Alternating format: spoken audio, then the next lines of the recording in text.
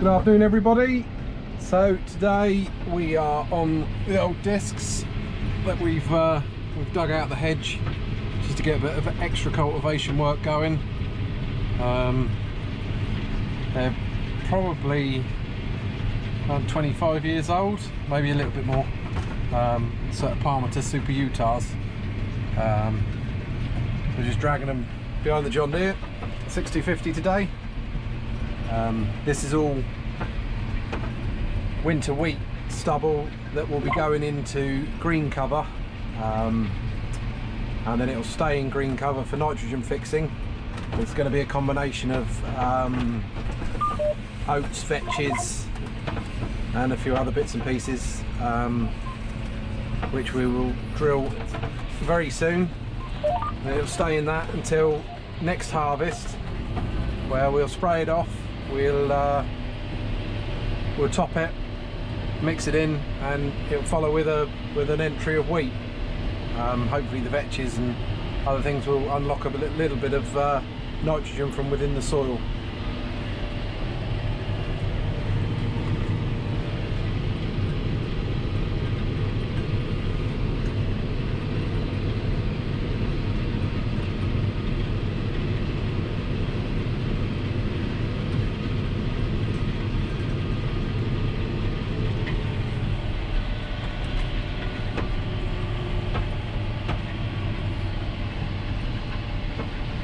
So this farm, it's a mixed farm. It's about 1,600 acres of arable, and then there's a small suckler herd of around 75, and then obviously calving, so the numbers go up a little bit more in the summer. They're weaned in November, and then this year the calves are going to go straight to market, as opposed to going into one of the barns here and being grown on till about a year old normally. Then they're sold off at the local market for fattening on, ready for finishing. The total acreage of this estate is around 2,900 acres roughly. It comprises of quite a lot of woodlands, some conservation strips, which you can see just over there, and grass on the downs, because we're quite hilly over on the south side of the farm, and game covers, maize game covers for the shoot. So there's plenty to be getting on with anyway most of the time here. Never a dull moment. We've just almost finished harvest. Got a little bit of linseed left to cut. It's not quite there. It needs a real good sunny day to be able to cut it. So it's looking like today, it's pretty warm, pretty sunny, so it's looking like today might be the day that we get most of that off. So in the meantime, we're busy with groundwork, getting ready for autumn drilling. The oilseed rape's in and up, looking really well. I might put a little bit of a video in later just to show you what that's looking like now. That's been in the ground now about a month. We got it in really early because of flea beetle pressures, slug pressure, and wildlife pressures, i.e. partridge, pheasant, because it's a large shoot here. So that's all in and up, and then as soon as we drilled this green cover, we'll be moving on to drill some winter wheat.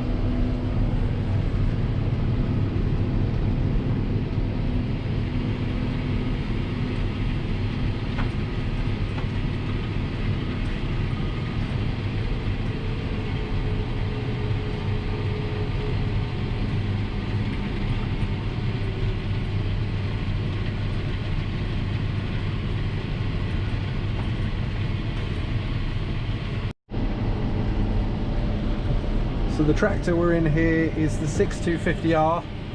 It was new here in 2018. As you can see, I like to keep a pretty tidy, clean cab. I mean, I wear slippers.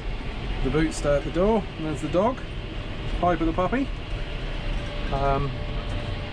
Yeah, we like to look after our machinery here as best we can. Just it's good management, and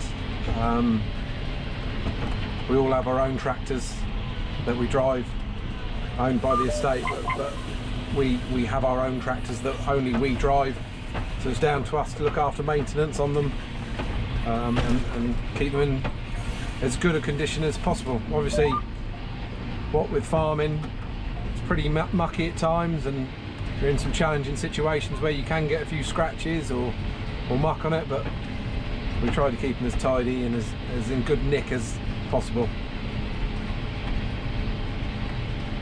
So this tractor is 250 horsepower, boosts up to 300 on second stage boost.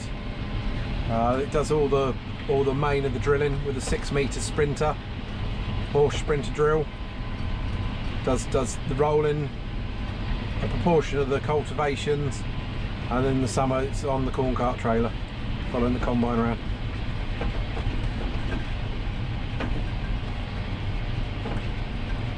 We've got some red kite out there, look, picking up some worms.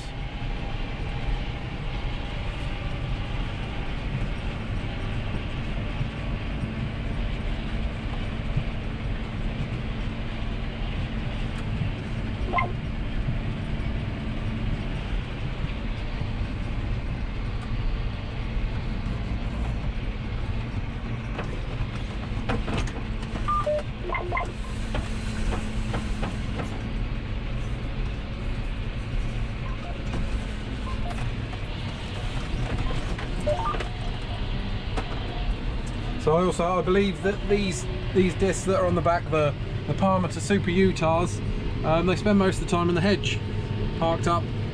We don't use them very often, maybe every couple of years, maybe for a couple of 100 acres, if that, just to get a chick going, just to get those seeds germinating, and just to chop in some of the chaff and tailings from the chopped straw. But like I say, they're not used very often. I think they're from the 80s. I don't think they're older than that. I think they're from the 80s. We've re-disced the fronts. We put new serrated discs on the fronts and moved the front discs to the back because they were pretty worn out and knackered before. But they make a good job. We made a couple of modifications to the drawbar because the drawbar broke a couple of times. I think probably a bit too much tractor for the old equipment. But no, they still make a good job, still well worth having. Every time we pull them out of the hedge, a little bit of grease and away they go. They never really let us down. So our main cultivator here is a Cockling Quadro. It's a 15 leg with goose feet on the bottom, on the points. That's our main cultivator that we would drill behind. We also have 2 ploughs, a couple of over and 5 furrow ploughs from back in the 90s, early 2000s, when we were still normal ploughing cultivations before we went to minimum tillage. But we're now minimal tillage, and we've noticed massive benefits in how smooth the fields are and how you can actually work with the structure of the soil just at the very top rather than bringing up all the heavy clay from down below.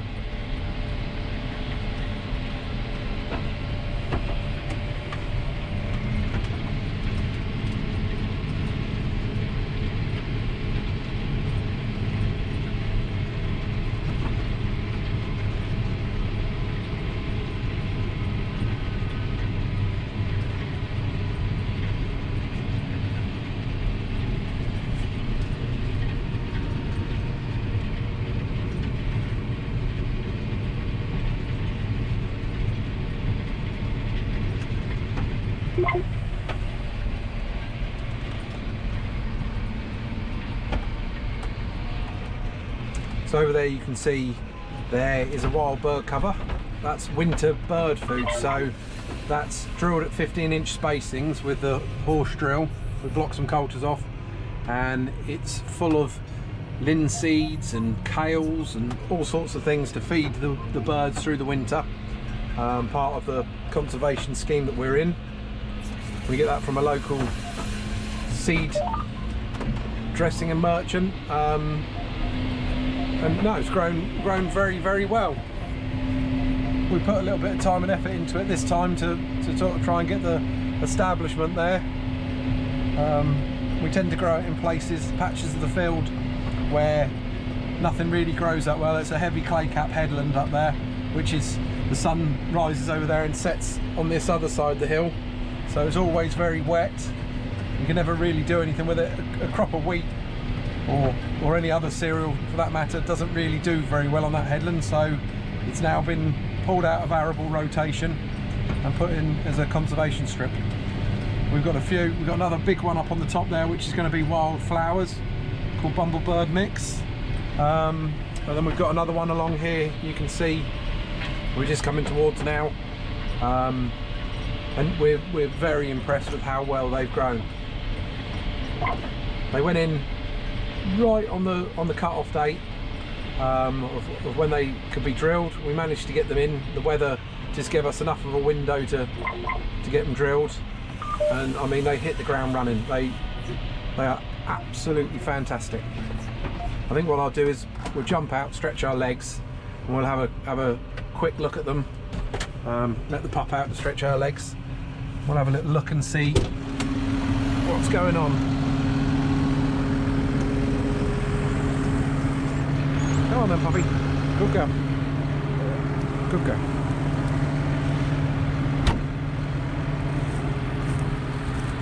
So there's the Utah discs, made by Parmeter. The place where we got them from all that time ago used to drag two sets, one behind the other, on a drawbar there, to do double cultivations. I mean, these were made long before the single cultivation machines that we have today were even available. And there's the 6250. We call her Big Dog. She's our biggest tractor here. Yeah, very, very pleased with it. We were running Valtras before that, the T-Series Valtras, and we had a couple of Fence as well, which, I mean, fantastic tractors. But yeah, it's time for a change. Went over to our local dealer, who are very good, look after us very well. Yeah, and we went green, John Deere. So here is the wild bird mix. So as you can see, there's lots and lots of different things, and there's kales, and I think there's some fodder radishes in there, and all sorts of bits and pieces. And it's doing really, really well. I mean, it's on a really hot sunny day, it's absolutely full of butterflies and bumblebees and all the wildlife that needs a little bit more encouragement, and that we need so desperately to keep the ecology going in the countryside. So no, fantastic, absolutely beautiful.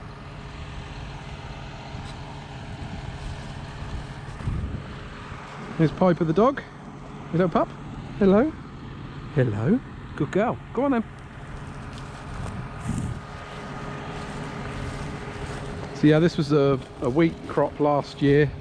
As you can see, there's hardly any losses from the combine. There's a few little bits, there's a few bits of charlotte coming up, and we have quite a problem here with blackgrass. So you can see here and there a few patches where a few things, that's actually a meadow grass by the looks of it. But you'll see on our journey over the farm over the coming months, we have a bit of a blackgrass problem, which we tried to get as many cultivations in as we possibly can on those pieces, get it to germinate, spray it off with a glyphosate, and then when we come to drill the cereal, i.e. wheat, we'll make sure that we get a good application of Avadex on, Avadex granule, to try and control it. We trialled some Avadex liquid last year, which was good, but it didn't seem to have the coverage that the granules do. as you can see, we're not going in too deep. We're in a little bit. We're just chewing it over, just mixing the organic matter back in. We're picking up all these old weeds, bringing them to the surface, which, I mean, that will now dry out in the sun, shrivel up, and that'll be the end of that.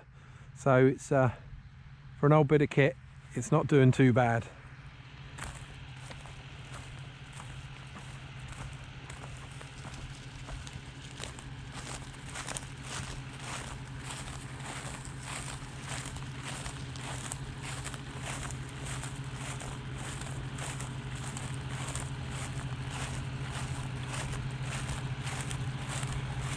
What I will do is, at the end of this video, of this segment of the video, it will snap across to when I'm in this same field again, drilling the green cover, and then you'll be able to see the full cycle of what it's like, and then we can pick it up in a few months' time when it's growing, and then come back through again on the buggy and have a look at it when it's at full growth, just before we're going to spray it off, ready for the crop to follow on.